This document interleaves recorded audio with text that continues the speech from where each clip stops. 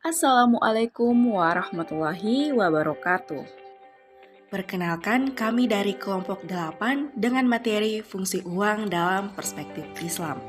Adapun tujuan pembuatan video ini yaitu untuk memenuhi tugas mata kuliah kami Ekonomi Makro Islam yang dimana kami diampu oleh Ibu Dian Resti Pangestu SHME. Adapun anggota kelompok kami yaitu Dini Fitrilia, Mustika Ayu, dan Muhammad Fadil S. Selanjutnya adalah pembahasan. Berikut adalah 8 pembahasan yang akan kami bahas nantinya pada video kami.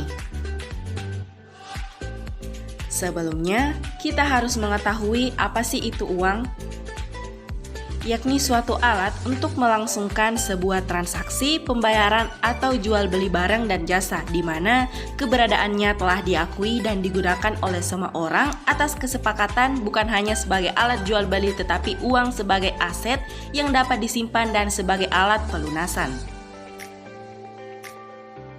Konsep dan fungsi uang dalam perspektif Islam.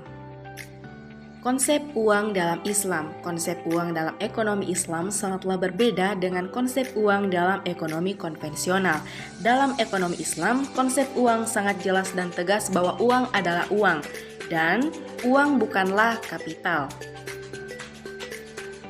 Selanjutnya adalah fungsi uang dalam Islam. Dalam Islam, uang ialah sebagai alat tukar, bukan suatu komoditi.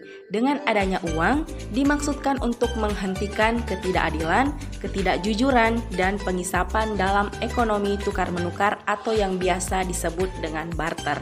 Karena dalam sistem barter ada unsur ketidakadilan yang dimana tergolong sebagai riba al-fadl, yang mana akan hal itu dilarang dalam Islam.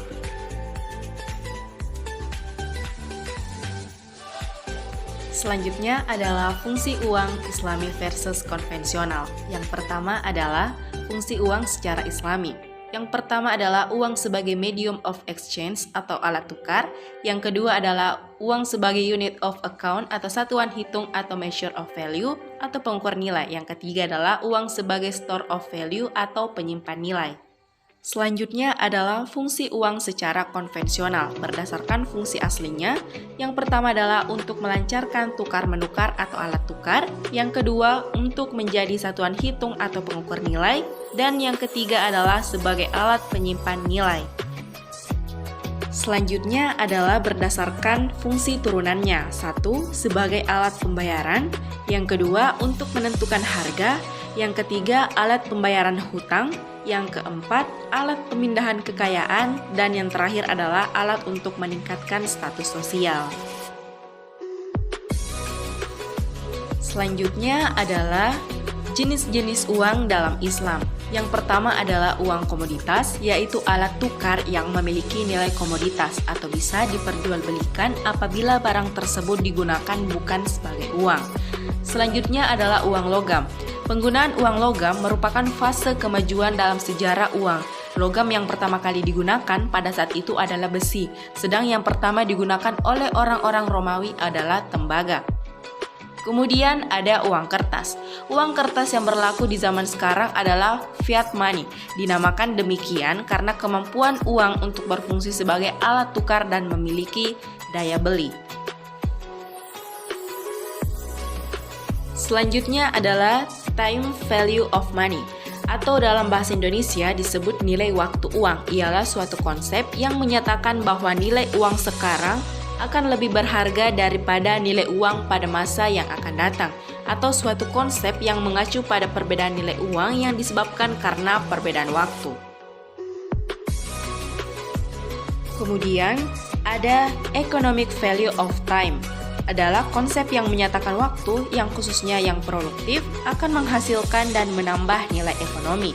Dengan konsep ini, maka jika kita ingin menghasilkan dan menambah nilai ekonomi tersebut, maka kita harus memanfaatkan waktu sebaik mungkin dan seproduktif mungkin.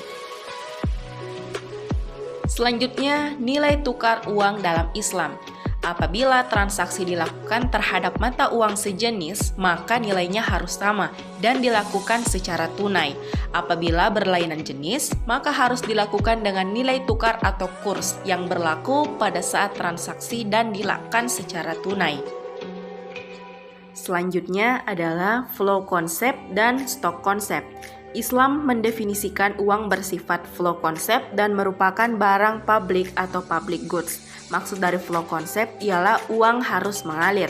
Saat mengalir, uang adalah public goods, lalu mengendap ke dalam kepemilikan seseorang atau stock concept. Uang menjadi milik pribadi atau private goods.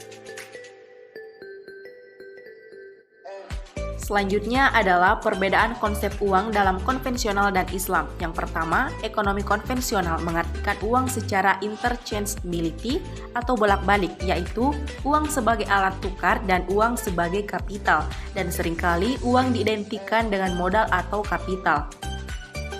Selanjutnya, dalam konsep ekonomi Islam, uang adalah milik masyarakat atau money is public goods. Barang siapa yang menimbun uang atau dibiarkan tidak produktif berarti mengurangi jumlah uang beredar yang dapat mengakibatkan tidak jalannya perekonomian.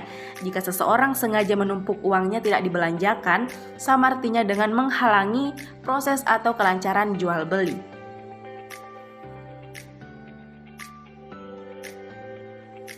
Perlu diketahui, fungsi uang dalam pandangan Islam. Fungsi dari uang yang diakui adalah hanya sebagai alat tukar dan kesatuan hitung. Uang itu dapat bermanfaat jika ditukarkan dengan benda yang nyata atau untuk membeli suatu jasa. Kemudian uang dalam pandangan Al-Ghazali yaitu berfungsi sebagai media pertukaran. Namun uang tidak dibutuhkan untuk uang itu sendiri, maksudnya adalah uang yang diciptakan untuk memperlancar pertukaran dan menetapkan nilai yang wajar dari pertukaran tersebut, dan uang bukan merupakan sebuah komoditi. Itulah tadi video dari kelompok kami. Sekian, wassalamualaikum warahmatullahi wabarakatuh.